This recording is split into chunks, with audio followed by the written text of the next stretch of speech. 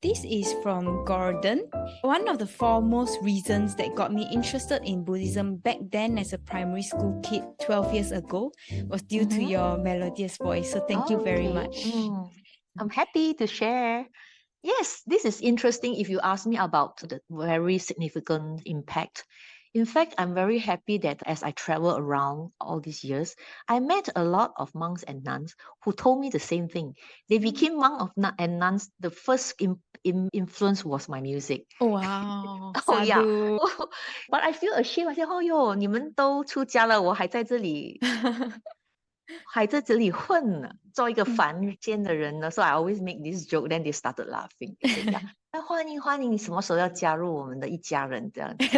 Many of them I actually keep in touch. I also cannot say all this effort is worth it. No, because I'm not like somebody so great. As a Buddhist musician, you shouldn't say, oh, 我这一生值得了，我做的东西能够度这么多人, because you should feel blessed that you should be able to participate in this sense. It humbles yourself that you are not always looking to see that whatever effort that you put in, whether it's mind or body, is worth your life or not. Your life is worth nothing if you don't hit the Dharma. If you don't hit the Dharma, you have wasted this whole life being born on earth, 在人间.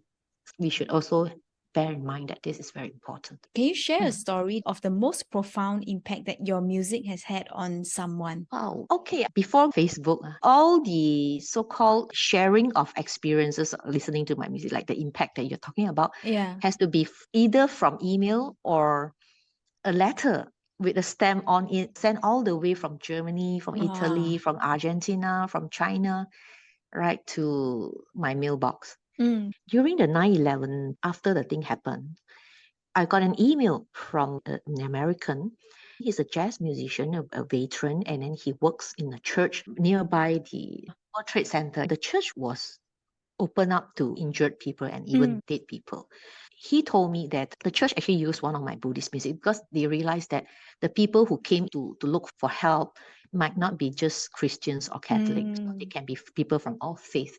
So they played one of the sutras. I think it's the Ratana Sutta. Ratana Sutta. He said he doesn't know anything about Pali. I think he went to search my music. And then he went to Chinatown and coincidentally he heard my Heart Sutra in Mandarin. He said, what is this Jeti, Poro Jeti? It sounds very ancient to him. He then gelled what he heard in Chinatown, and this Ratana is the same person, the same voice. So he said, hey, I got to look for this lady. Who is she? He thinks that my music has some kind of, in his word, magical power that you can just absorb and got healed immediately.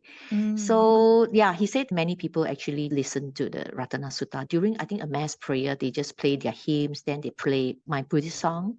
But people who, after they learn this, probably they are free thinker, then they started to learn Buddhism. In Mandarin, it's a 度道的人, or people who have convert from Christianity to Buddhism, or they've embraced both because they think that these two religions does not really clash. They share the same universal love. So all of these inspiring stories. One last one. I say, dear sister Imee Ooi, your chant showed me self-love and unconditional love for all beings. Relaxing in a chair, closing my eyes and following this chant, sometimes it brings tears to my eyes, experiencing the depth and boundlessness of this goodwill. I've been transformed from the inside out from the regular practice of metta with your chant. Thank you from the bottom of my heart. Sadhu to you.